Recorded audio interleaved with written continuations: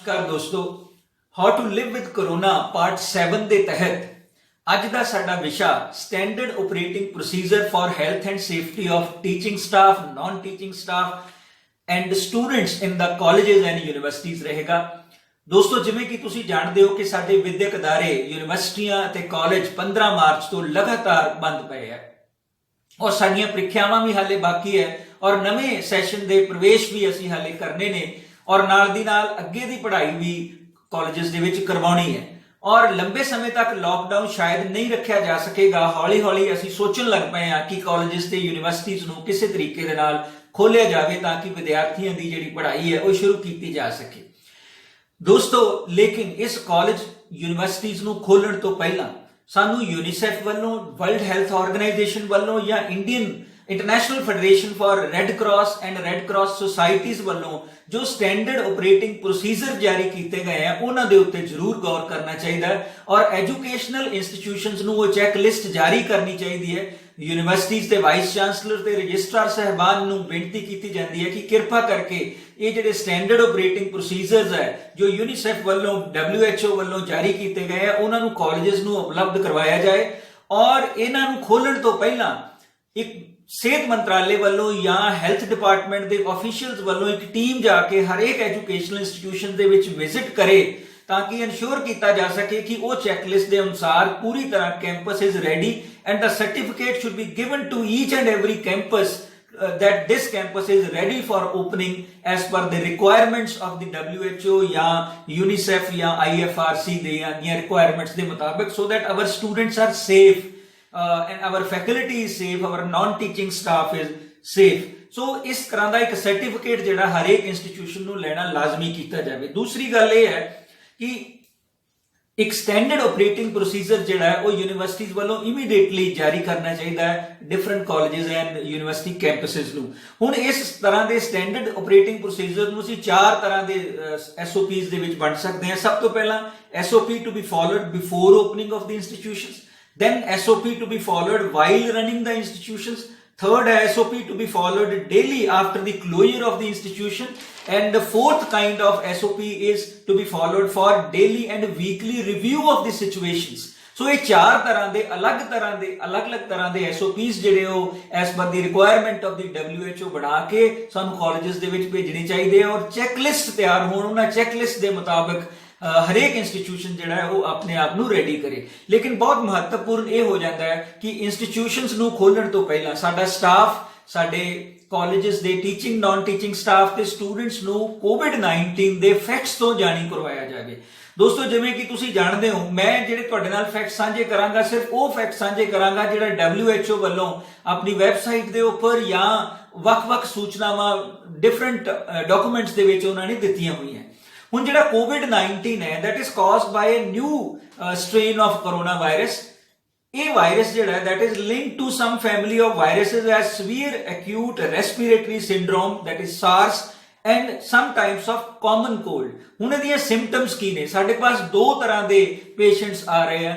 ਪਹਿਲਾ ਉਹ ਹੈ ਜਿਹੜੇ ਸਿੰਪਟੋਮੈਟਿਕ ਹੈ ਜਿਨ੍ਹਾਂ ਦੇ ਵਿੱਚ ਕੋਈ ਸਿੰਪਟਮ ਨਜ਼ਰ ਆਉਂਦਾ ਹੈ। ਦੂਸਰੇ ਨਾਓ which is a very very dangerous situation, non symptomatic patients ਜਿਹੜੇ ਕਿ ਜਿਨ੍ਹਾਂ ਦੇ ਬਾਰੇ ਪਤਾ ਹੀ ਨਹੀਂ, ਜਿਨ੍ਹਾਂ ਨੂੰ ਕੋਈ ਸਿੰਪਟਮ ਨਜ਼ਰ ਹੀ ਨਹੀਂ ਆ ਰਿਹਾ ਲੇਕਿਨ ਉਹ ਕਰੋਨਾ ਪੋਜ਼ਿਟਿਵ ਨੇ। ਸੋ ਜਿਹੜੇ ਸਿੰਪਟੋਮੈਟਿਕ ਪੇਸ਼ੈਂਟਸ ਨੇ ਉਹਨਾਂ ਦੇ ਵਿੱਚ ਜੋ ਸਿੰਪਟਮਸ ਨਜ਼ਰ ਆ ਰਹੇ ਹੈ, ਫੀਵਰ ਹੈ, ਉਹਨਾਂ ਨੂੰ ਕਫ ਹੈ ਜਾਂ ਸ਼ਾਰਟਨੈਸ ਆਫ ਬ੍ਰੈਥ ਹੈ ਜਾਂ ਬਰੀਥ ਡਿਫਿਕਲਟੀਜ਼ ਹੈ। ਸੋ ਇੱਥੇ ਸਾਨੂੰ ਜ਼ਰੂਰੀ ਹੋ ਜਾਂਦਾ ਹੈ ਕਿ ਇੰਸਟੀਟਿਊਸ਼ਨਸ ਨੂੰ ਖੋਲਣ ਤੋਂ ਪਹਿਲਾਂ ਟੈਸਟਿੰਗ ਦੇ ਉੱਤੇ ਜ਼ੋਰ ਦਿੱਤਾ ਜਾਏ ਤਾਂ ਕਿ ਅਗਰ ਵਿਦਿਆਰਥੀ ਜਾਂ ਟੀਚਰਸ ਜਿਹੜੇ ਹੈ ਉਹ ਕਿਸੇ ਤਰ੍ਹਾਂ ਦੇ ਸਿੰਪਟਮਸ ਨੇ ਉਹਨਾਂ ਦੇ ਵਿੱਚ ਜਾਂ ਉਹਨਾਂ ਦੀ ਟੈਸਟਿੰਗ ਪੋਜ਼ਿਟਿਵ ਹੈ ਤੇ ਉਹਨਾਂ ਨੂੰ ਅਲਾਉ ਨਾ ਕੀਤਾ ਜਾਵੇ ਐਜੂਕੇਸ਼ਨਲ ਇੰਸਟੀਟਿਊਸ਼ਨਸ ਦੇ ਵਿੱਚ ਆਉਣ ਲਈ।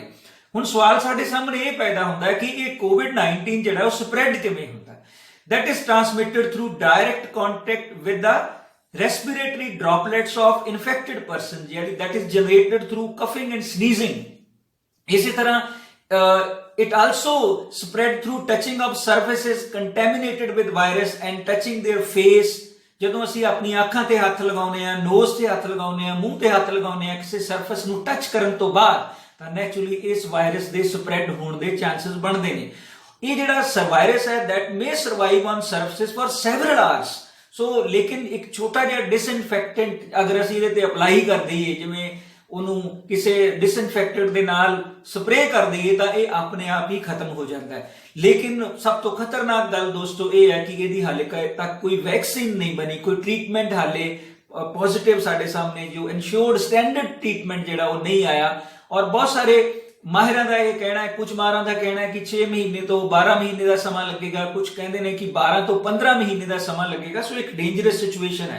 ਸੋ ਇਸ ਸਥਿਤੀ ਦੇ ਵਿੱਚ ਸਾਡੇ ਲਈ ਲਾਜ਼ਮੀ ਹੋ ਜਾਂਦਾ ਕਿ ਐਜੂਕੇਸ਼ਨਲ ਇੰਸਟੀਟਿਊਸ਼ਨਸ ਨੂੰ ਖੋਲਣ ਤੋਂ ਪਹਿਲਾਂ ਇਹ SOPs ਜਿਹੜੇ ਹੈ ਉਹ ਫੋਲੋ ਕੀਤੇ ਜਾਣ। ਸਭ ਤੋਂ ਪਹਿਲਾਂ ਅਸੀਂ ਉਹਨਾਂ SOPs ਦੀ ਗੱਲ ਕਰਾਂਗੇ ਜਿਹੜੇ ਕਿ ਉਹ ਇੰਸਟੀਟਿਊਸ਼ਨਸ ਨੂੰ ਓਪਨ ਕਰਨ ਤੋਂ ਪਹਿਲਾਂ ਫੋਲੋ ਕੀਤੇ ਜਾਣ ਔਰ ਜਿਹਦੀ ਚੈੱਕਲਿਸਟ ਜਿਹੜੀ ਉਹ ਜਾਰੀ ਕੀਤੀ ਜਾਣੀ ਚਾਹੀਦੀ ਹੈ। ਪਹਿਲਾ ਮੋਸਟ ਇੰਪੋਰਟੈਂਟ ਪੁਆਇੰਟ ਇਹ ਹੈ ਕਿ ਜਿਹੜੇ ਇੰਸਟੀਟਿਊਸ਼ਨਸ ਨੂੰ ਕੁਆਰੰਟਾਈਨ ਸੈਂਟਰ ਬਣਾਇਆ ਹੋਇਆ ਘੱਟੋ ਘੱਟ ਉਹਨਾਂ ਇੰਸਟੀਟਿਊਸ਼ਨਸ ਨੂੰ ਜਾਂ ਤਾਂ ਪਹਿਲਾਂ ਉੱਥੋਂ ਕੁਆਰੰਟਾਈਨ ਸੈਂਟਰ ਹਟਾਏ ਜਾਣ ਤੇ ਜਾਂ ਫਿਰ ਉਹਨਾਂ ਇੰਸਟੀਟਿਊਸ਼ਨ ਦੇ ਵਿੱਚ ਵਿਦਿਆਰਥੀਆਂ ਨੂੰ ਔਰ ਅਧਿਆਪਕਾਂ ਨੂੰ ਜਾਂ ਨਾਨ ਟੀਚਿੰਗ ਸਟਾਫ ਨੂੰ ਬਿਲਕੁਲ ਨਾ ਬੁਲਾਇਆ ਜਾਵੇ, ਵਿਚ is a very very dangerous situation. ਦੂਸਰੀ ਚੀਜ਼ ਇਹ ਹੈ ਕਿ ਸਾਨੂੰ ਐਜੂਕੇਸ਼ਨਲ ਇੰਸਟੀਟਿਊਸ਼ਨਸ ਨੂੰ ਖੋਲਣ ਤੋਂ ਪਹਿਲਾਂ multiple entry and exit gate ਬਣਾਉਣੇ ਪੈਣਗੇ ਔਰ ਹਰ ਐਂਟਰੀ ਗੇਟ ਦੇ ਉੱਪਰ ਜਿਹੜੀ ਸੈਨੀਟਾਈਜੇਸ਼ਨ ਮਸ਼ੀਨਸ ਨੇ ਉੱਥੇ ਇੰਸਟਾਲ ਕਰਨੀਆਂ ਚਾਹੀਦੀਆਂ ਤਾਂ ਕਿ WHO ਦੀਆਂ ਰਿਕੁਆਇਰਮੈਂਟਸ ਦੇ ਮੁਤਾਬਕ ਜਦੋਂ ਤੁਸੀਂ ਇੰਸਟੀਟਿਊਸ਼ਨ 'ਚ ਐਂਟਰ ਕਰੋ ਤਾਂ ਤੁਹਾਡਾ ਫੁੱਲ ਬਾਡੀ ਸੈਨੀਟਾਈਜੇਸ਼ਨ ਹੋ ਜਾਣੀ ਚਾਹੀਦੀ ਹੈ ਔਰ ਐਵਰੀ ਗੇਟ, ਹਰੇਕ ਗੇਟ ਤੇ ਇਹ ਫੈਸਿਲਿਟੀ ਅਵੇਲੇਬਲ ਹੋਣੀ ਚਾਹੀਦੀ ਹੈ। So once the full body is sanitized ਤਾਂ ਉਸ ਤੋਂ ਬਾਅਦ ਮਹੱਤਵਪੂਰਨ ਹੋ ਜਾਂਦਾ ਨੈਕਸਟ ਹੋ ਜਾਵੇ ਇੱਕ ਥਰਮਲ ਚੈੱਕ ਕੈਬਿਨ ਉੱਥੇ ਇੰਸਟਾਲ ਕੀਤਾ ਜਾਏ ਜਿਹਦੇ ਵਿੱਚ ਇਹ ਟੀਮ ਆਫ COVID-19 ਵਾਰੀਅਰਸ, ਜਿਹਦੇ ਵਿੱਚ ਇੱਕ ਡਾਕਟਰ, ਇੱਕ attendant for thermal check with thermal check equipments and computer operators to record the temperature of the students, faculty and other staff provide ਕੀਤਾ ਹੋਵੇ। ਯਾਨੀ ਕਿ ਜਿਹਦਾ ਤੁਸੀਂ ਟੈਂਪਰੇਚਰ ਚੈੱਕ ਕਰਦੇ ਹੋ ਇਮੀਡੀਏਟਲੀ ਉਹਦਾ ਕੰਪਿਊਟਰ ਦੇ ਵਿੱਚ ਰਿਕਾਰਡ ਰੱਖਿਆ ਜਾਵੇ। ਜਿਵੇਂ ਹੀ ਉਹ ਐਗਜ਼ਿਟ ਵੀ ਕਰੇਗਾ ਇੰਸਟੀਟਿਊਸ਼ਨ ਤੋਂ ਫਿਰ ਉਹਦਾ ਟੈਂਪਰੇਚਰ ਰਿਕਾਰਡ ਕੀਤਾ ਜਾਏ ਤਾਂ ਕਿ ਅਸੀਂ ਡੇਲੀ ਮੋਨੀਟਰਿੰਗ ਹਰ ਸਟੂਡੈਂਟ ਦੀ, ਹਰ ਫੈਕਲਟੀ ਮੈਂਬਰ ਦੀ ਔਰ ਨਾਨ ਟੀਚਿੰਗ ਸਟਾਫ ਦੀ ਕਰ ਸਕੀਏ। ਹੁਣ ਸਾਡੇ ਸਾਹਮਣੇ ਸਵਾਲ ਹੁੰਦਾ ਕਿ ਬਹੁਤ ਸਾਰੇ ਸਾਡੇ ਏਰੀਆਜ਼ ਕੈਂਪਸ ਦੇ ਇਹੋ ਜਿਹੇ ਹੋਣਗੇ ਜਿਨ੍ਹਾਂ ਨੂੰ ਸੈਨੀਟਾਈਜ਼ ਕਰਨ ਲਈ ਸਾਨੂੰ ਇਕਵਿਪਮੈਂਟਸ ਦੀ ਲੋੜ ਹੈ। ਜਿਵੇਂ ਫੋਰ ਐਗਜ਼ਾਮਪਲ ਸਾਡੇ ਕਲਾਸਰੂਮ ਜਿਹੜੇ ਆ ਉਹ 2 ਵਾਰੀ ਦਿਨ 'ਚ ਦੀ ਸੈਨੀਟਾਈਜ਼ ਹੋਣੇ ਚਾਹੀਦੇ ਹੈ। ਬੈਂਚਸ ਐਂਡ ਟੇਬਲਸ ਹੈ, ਡੋਰ ਨੌਬਸ ਹੈ, ਲਾਈਟ ਸਵਿਚਸ ਹੈ, ਕਾਊਂਟਰ ਟੌਪਸ ਹੈ, ਹੈਂਡਲਸ ਹੈ, ਡੈਸਕਸ ਨੇ, ਕੰਪਿਊਟਰ ਲੈਬਸ ਹੈ, ਕੀਬੋਰਡਸ ਹੈ, ਟਾਇਲਟਸ ਹੈ, ਸਿੰਕਸ ਹੈ, touch screens of the computers ਹੈ, ਸਾਇੰਸ ਲੈਬਸ ਨੇ। ਇਹਨਾਂ ਸਾਰਿਆਂ ਨੂੰ ਸੈਨੀਟਾਈਜ਼ ਕਰਨ ਦੇ ਲਈ ਇਕਵਿਪਮੈਂਟਸ ਜਿਹੜੀਆਂ ਉਹ ਨੇੜੇ ਇਹਨਾਂ ਕਲਾਸਿਸ ਦੇ ਅਵੇਲੇਬਲ ਹੋਣੀਆਂ ਚਾਹੀਦੀਆਂ ਔਰ ਐਡਿਕੁਏਟ ਇਕਵਿਪਮੈਂਟਸ ਅਵੇਲੇਬਲ ਹੋਣ ਔਰ ਸਟਾਫ ਇਹਦੇ ਲਈ ਟ੍ਰੇਨ ਕੀਤਾ ਜਾਏ ਕਿ ਕਿਸ ਤਰ੍ਹਾਂ ਸੈਨੀਟਾਈਜ਼ ਕਰਨਾ ਹੈ ਇਹਨਾਂ ਸਾਰੀਆਂ ਇਕਵਿਪਮੈਂਟਸ ਨੂੰ। ਦੂਸਰਾ ਜਿਹੜੀਆਂ ਸਾਡੀਆਂ ਕਾਲਜ ਕੰਟੀਨਸ ਨੇ ਜਾਂ ਯੂਨੀਵਰਸਿਟੀ ਕੰਟੀਨਸ ਨੇ ਉਹਨਾਂ ਦਾ ਜਿਹੜਾ ਫਰਨੀਚਰ ਹੈ ਪਹਿਲਾਂ ਤਾਂ ਅਵੋਇਡ ਕਰਨਾ ਚਾਹੀਦਾ ਕਿ ਇਹਨਾਂ ਕੰਟੀਨਸ ਨੂੰ ਨਾ ਖੋਲਿਆ ਜਾਏ। ਵਿਦਿਆਰਥੀਆਂ ਨੂੰ ਇਹ ਰਿਕੁਐਸਟ ਕੀਤੀ ਜਾਏ ਕਿ ਉਹ ਘਰੋਂ ਆਪਣਾ ਖਾਣਾ ਲੈ ਕੇ ਆਉਣ ਔਰ ਉਹੀ ਖਾਣ ਔਰ ਵਾਟਰ ਬੋਟਲ ਵੀ ਨਾਲ ਲੈ ਕੇ ਆਉਣ। ਕਿਸੇ ਤਰ੍ਹਾਂ ਦਾ ਪਾਣੀ ਵੀ ਉੱਥੇ ਨਾ ਪੀਣ ਕੈਂਟੀਨ ਦੇ ਵਿੱਚ, ਕੈਂਟੀਨ 'ਚ ਇਕੱਠੇ ਨਾ ਹੋਣ। ਲੇਕਿਨ ਬਹੁਤ ਜ਼ਰੂਰੀ ਹੋਵੇ ਜੇ ਕੰਟੀਨ ਖੋਲਣਾ ਤਾਂ ਕਿਰਪਾ ਕਰਕੇ ਉੱਥੇ ਸੈਨੀਟਾਈਜੇਸ਼ਨ ਤੇ ਹਾਈਜੀਨ ਜਿਹੜੀ ਹੈ that must be maintained. A team of staffs to monitor canteen operations ਉਹ ਜ਼ਰੂਰ ਉੱਥੇ ਪਲੇਸ ਹੋਣੀ ਚਾਹੀਦੀ ਹੈ ਔਰ ਇੱਕ ਸਰਕਾਰ ਨੂੰ ਇਹ ਚਾਹੀਦਾ ਹੈ ਔਰ ਯੂਨੀਵਰਸਿਟੀਜ਼ ਨੂੰ ਇਹ ਚਾਹੀਦਾ ਹੈ ਕਿ ਆਥੋਰਾਈਜ਼ਡ ਡਾਕਟਰਸ ਦੀ ਇੱਕ ਲਿਸਟ ਜਿਹੜੀ ਉਹ ਜਾਰੀ ਕਰੇ ਜਿਹੜਾ ਉਸ ਕੈਂਪਸ ਨੂੰ ਵਿਜ਼ਿਟ ਕਰਕੇ ਇਹ ਸਰਟੀਫਿਕੇਟ ਦੇ ਸਕੇ ਕਿ this campus is ready for opening to the students, faculty and non teaching staff. ਇਸੇ ਤਰ੍ਹਾਂ ਜਿਹੜਾ ਸਾਡਾ ਸੀਟਿੰਗ ਪਲਾਨ ਹੈ, ਸੀਟਿੰਗ ਪਲਾਨ ਦਾ ਕਲਾਸਿਸ ਹੈ that should be arranged with 1 meter distance in every desk ਔਰ ਇੱਕ ਡੈਸਕ ਤੇ ਕੱਲਾ ਇੱਕ ਵਿਦਿਆਰਥੀ ਹੀ ਬੈਠੇ ਕਿਉਂਕਿ ਸੋਸ਼ਲ ਡਿਸਟੈਂਸਿੰਗ ਜਿਹੜੀ ਹੈ ਉਹ ਅਸੀਂ ਮੇਨਟੇਨ ਕਰਨੀ ਹੈ। ਇਸੇ ਤਰ੍ਹਾਂ ਸਾਨੂੰ ਇੰਸਟੀਟਿਊਸ਼ਨ ਦੇ ਵਿੱਚ health desk in the college with full time doctor, nurse, attendant and all basic facilities should be provided. So ਇਹ ਚੀਜ਼ਾਂ ਜਿਹੜੀਆਂ ਨੇ ਉਹ ਸਾਨੂੰ ਕਾਲਜ, ਯੂਨੀਵਰਸਿਟੀ ਕੈਂਪਸ ਨੂੰ ਖੋਲਣ ਤੋਂ ਪਹਿਲਾਂ ਕਰ ਲੈਣੀਆਂ ਚਾਹੀਦੀਆਂ। ਇਹ ਫੈਸਿਲਿਟੀ ਸਾਡੇ ਕੋਲ ਉਪਲਬਧ ਹੋਣ। ਇਹਦੇ ਲਈ ਇੱਕ ਚੈੱਕ ਲਿਸਟ ਜਿਹੜੀ ਹੈ ਯੂਨੀਵਰਸਿਟੀ ਜਾਰੀ ਕਰੇ ਔਰ ਉਸ ਚੈੱਕ ਲਿਸਟ ਦੇ ਆਧਾਰ ਤੇ ਕਾਲਜਸ ਤਿਆਰ ਕਰਨ। ਇਸੇ ਤਰ੍ਹਾਂ ਜਦੋਂ ਇੰਸਟੀਟਿਊਸ਼ਨਸ ਖੁੱਲ ਜਾਂਦੀਆਂ ਨੇ ਯਾਨੀ ਸਟੈਂਡਰਡ ਆਪਰੇਟਿੰਗ ਪ੍ਰੋਸੀਜਰ ਇਨ ਰਨਿੰਗ ਦਾ ਇੰਸਟੀਟਿਊਸ਼ਨਸ ਕੀ ਹੋਣਾ ਚਾਹੀਦਾ? ਸਭ ਤੋਂ ਪਹਿਲਾਂ follow the policy of entry and exit. ਉਹ ਇੱਕ policy of entering in the institution and exit from the institution should be followed। ਉਹਦੇ ਲਈ ਕੀ ਹੈ ਕਿ ਪਹਿਲਾਂ ਤਾਂ full body disinfect ਕੀਤਾ ਜਾਵੇ at entry level, then thermal checkup and record, then sanitization to be at place at various points ਯਾਨੀ ਹਰੇਕ ਪੁਆਇੰਟ ਦੇ ਉੱਤੇ ਜਿੱਥੇ ਵਾਸ਼ਰੂਮ ਨੇ, ਕਲਾਸਰੂਮਸ ਨੇ, ਐਂਟਰੀ ਪੁਆਇੰਟ ਆਫ ਈਚ ਲੈਬ ਹੈ, entry point of administrative staff ਹੈ, ਉਹ ਉੱਥੇ ਇਹ ਚੀਜ਼ਾਂ ਜਿਹੜੀਆਂ ਸੈਨੀਟਾਈਜੇਸ਼ਨ ਦੀਆਂ ਅਵੇਲੇਬਲ ਹੋਣੀਆਂ ਚਾਹੀਦੀਆਂ। ਔਰ ਕਲਾਸਰੂਮ ਦੇ ਵਿੱਚ ਸੋਸ਼ਲ ਡਿਸਟੈਂਸਿੰਗ ਮੇਨਟੇਨ ਕੀਤਾ ਜਾਏ। ਸਟੂਡੈਂਟਸ ਦੀ ਜਿਹੜੀ ਮੂਵਮੈਂਟ ਹੈ ਇੰਸਟੀਟਿਊਸ਼ਨ ਦੇ ਵਿੱਚ ਉਹਨੂੰ ਸਾਨੂੰ ਰਿਸਟ੍ਰਿਕਟ ਕਰਨਾ ਪਏਗਾ, restricted movement of the students and the faculty. ਔਰ twice a day sanitization of the campus and daily reporting to health officials ਇਹ ਹੋਣੀ ਚਾਹੀਦੀ ਹੈ। ਸਟੂਡੈਂਟਸ ਦੀ ਜਿਹੜੀ ਅਟੈਂਡੈਂਸ ਹੈ ਉਹਨੂੰ ਰੈਗੂਲਰਲੀ, ਟੀਚਰਸ ਔਰ ਸਟੂਡੈਂਟਸ ਔਰ ਨਾਨ ਟੀਚਿੰਗ ਸਟਾਫ ਦੀ ਅਟੈਂਡੈਂਸ ਨੂੰ ਰੈਗੂਲਰਲੀ ਮੇਨਟੇਨ ਕੀਤਾ ਜਾਵੇ। ਅਗਰ ਕੋਈ ਸਟਾਫ ਮੈਂਬਰ ਜਾਂ ਸਟੂਡੈਂਟਸ ਜਾਂ ਨਾਨ ਟੀਚਿੰਗ ਸਟਾਫ ਦਾ ਮੈਂਬਰ ਛੁੱਟੀ ਤੇ ਜਾਂਦਾ ਤੇ ਉਹਦੀ ਇਨਕੁਆਇਰ ਕੀਤਾ ਜਾਵੇ ਵੀ ਉਹ ਛੁੱਟੀ ਤੇ ਕਿਉਂ ਗਿਆ। ਅਗਰ ਬਿਮਾਰ ਹੈ ਤਾਂ ਉਹਦੀ ਹੈਲਥ ਰਿਕਾਰਡ ਜਿਹੜਾ ਉਹ ਚੈੱਕਅਪ ਕਰਾਇਆ ਜਾਵੇ। ਜੇ ਉਹ ਕਿਸੇ ਦਿਨ ਪ੍ਰੈਜ਼ੈਂਟ ਨਹੀਂ ਹੁੰਦਾ ਤਾਂ ਉਹਦੀ ਮੈਡੀਕਲ ਹਿਸਟਰੀ, ਉਹਦੀ ਫੈਮਿਲੀ ਦੀ ਮੈਡੀਕਲ ਹਿਸਟਰੀ ਵੀ ਚੈੱਕ ਕੀਤੀ ਜਾਏ। ਅਗਰ ਉਹ ਸਿਕ ਹੈ ਤੇ advise them to stay at home. ਔਰ ਇਹਦੇ ਲਈ ਇੱਕ ਲਿਬਰਲ ਜਿਹੜੀ ਲੀਵ ਪਾਲਿਸੀ ਉਹ ਸਾਨੂੰ ਦੇਣੀ ਚਾਹੀਦੀ ਹੈ। ਵਿਦ ਪੇ ਲੀਵ ਸਟਾਫ ਨੂੰ ਦਿਓ। ਸਟੂਡੈਂਟਸ ਨੂੰ ਵੀ ਇਨਕਰੇਜ ਕਰੋ ਕਿ ਇਹ ਬਿਮਾਰ ਹੈ ਤੇ ਉਹ ਕਾਲਜ ਦੇ ਵਿੱਚ ਨਾ ਆਵੇ। ਸਟਾਫ ਨੂੰ ਵੀ ਵਿਦ ਪੇ ਲੀਵ ਜਿਹੜੀ ਹੈ ਉਹ ਪ੍ਰੋਵਾਈਡ ਕਰਨੀ ਚਾਹੀਦੀ ਹੈ। And do not insist on the regular attendance if found some medical history of disease. So call students in batches. Students ਨੂੰ ਇਕੱਠਿਆਂ ਸਾਰਿਆਂ ਨੂੰ ਨਾ ਬੁਲਾਇਆ ਜਾਏ। ਜਿਵੇਂ ਇੱਕ ਸੰਸਥਾ ਦੇ ਵਿੱਚ ਜੇ 4000 ਵਿਦਿਆਰਥੀ ਪੜ੍ਹਦਾ ਤੇ 4000 ਇਕੱਠਿਆਂ ਨੂੰ ਤੁਸੀਂ ਬੁਲਾਓਗੇ ਤਾਂ ਕਲਾਸਰੂਮ ਦੇ ਵਿੱਚ ਇੰਨੀ ਜਗ੍ਹਾ ਨਹੀਂ ਹੈ ਕਿ ਅਸੀਂ 1 ਮੀਟਰ ਦੀ ਸੋਸ਼ਲ ਡਿਸਟੈਂਸਿੰਗ ਜਿਹੜੀ ਹੈ ਉਹ ਬਣਾ ਸਕੀਏ। ਸੋ SOP ਟੂ ਬੀ ਫੋਲੋਡ, ਯਾਨੀ ਇਹ ਇੰਸਟੀਟਿਊਸ਼ਨਸ ਜਦੋਂ ਰਨ ਹੋ ਰਹੇ ਆ ਉਦੋਂ ਤੁਸੀਂ ਫੋਲੋ ਕਰਨੇ ਆ। ਔਰ ਜਦੋਂ ਇੰਸਟੀਟਿਊਸ਼ਨ ਸ਼ਾਮ ਨੂੰ ਕਲੋਜ਼ ਹੁੰਦਾ ਹੈ ਸਾਰੇ ਇੰਸਟੀਟਿਊਸ਼ਨ ਨੂੰ ਦੁਬਾਰਾ ਡਿਸਇਨਫੈਕਟ ਕੀਤਾ ਜਾਏ ਔਰ ਸੈਨੀਟਾਈਜੇਸ਼ਨ ਪ੍ਰੋਸੈਸ ਜਿਹੜਾ ਅਡਾਪਟ ਕੀਤਾ ਜਾਏ ਡਿਫਰੈਂਟ ਮਸ਼ੀਨਸ ਦੇ ਰਾਹੀਂ।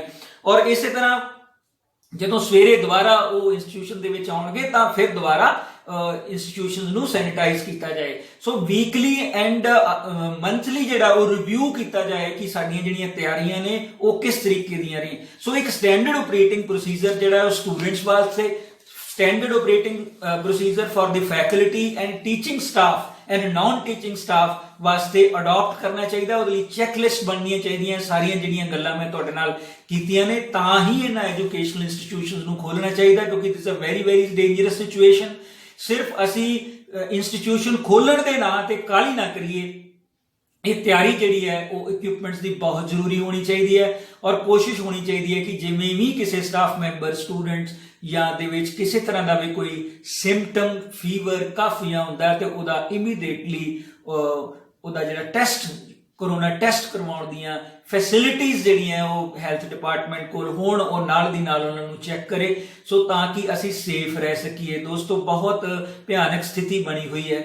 ਅਸੀਂ ਸਾਰਿਆਂ ਨੇ ਮਿਲ ਕੇ ਇਸ ਸਥਿਤੀ ਦੇ ਵਿੱਚੋਂ ਨਿਕਲਣਾ ਹੈ। ਸੋ ਇਹ ਜੋ ਕੁਝ ਮੈਂ ਅੱਜ ਤੁਹਾਡੇ ਨਾਲ ਗੱਲਾਂ ਕੀਤੀਆਂ ਨੇ ਇਹ ਡਿਫਰੈਂਟ ਡਾਕੂਮੈਂਟਸ ਜੋ ਕਿ ਵਰਲਡ ਹੈਲਥ ਆਰਗੇਨਾਈਜੇਸ਼ਨ ਨੇ ਜਾਂ ਇਸ ਤੋਂ ਇਲਾਵਾ ਜਿਹੜੀਆਂ ਬਾਕੀ ਸਿਹਤ ਸੰਸਥਾਵਾਂ ਨੇ, ਰੈੱਡ ਕਰਾਸ ਹੈ, ਉਹਨਾਂ ਵੱਲੋਂ ਜੋ ਗਾਈਡਲਾਈਨਸ ਜਾਰੀ ਕੀਤੀਆਂ।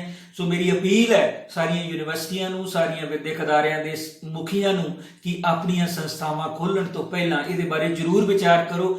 ਤੁਹਾਡੇ ਵਿਚਾਰ ਬਹੁਤ ਮਹੱਤਵਪੂਰਨ ਨੇ। ਤੁਸੀਂ ਜ਼ਰੂਰ ਆਪਣੇ ਸੁਝਾਅ ਮੈਨੂੰ ਭੇਜੋ। ਸਕਰੀਨ ਤੇ ਜਿਹੜਾ ਨੰਬਰ ਆ ਰਿਹਾ ਉਸ ਨੰਬਰ ਦੇ ਉੱਤੇ ਤੁਸੀਂ ਆਪਣੇ ਸੁਝਾਅ ਭੇਜ ਸਕਦੇ ਹੋ। ਇਸੇ ਤਰ੍ਹਾਂ ਇਸ ਚਰਚਾ ਨੂੰ ਅਸੀਂ ਅੱਗੇ ਵਧਾ ਸਕਦੇ ਹਾਂ ਕਿ ਅਸੀਂ ਕੈਂਪਸਸ ਨੂੰ ready for health, safety and health ਕਿਵੇਂ ਬਣਾ ਸਕਦੇ ਹਾਂ ਆਪਣੇ ਵਿਦਿਆਰਥੀਆਂ ਲਈ। ਔਰ ਇਸੇ ਤਰ੍ਹਾਂ ਫੋਕਸ ਸਾਡਾ ਹੁਣ ਆਨਲਾਈਨ ਟੀਚਿੰਗ ਤੇ ਜ਼ਿਆਦਾ ਹੋਣਾ ਚਾਹੀਦਾ ਹੈ ਬਜਾਏ ਇਸ ਦੇ ਕਿ ਆਫਲਾਈਨ ਟੀਚਿੰਗ ਦੇ। ਬਹੁਤ ਬਹੁਤ ਧੰਨਵਾਦ।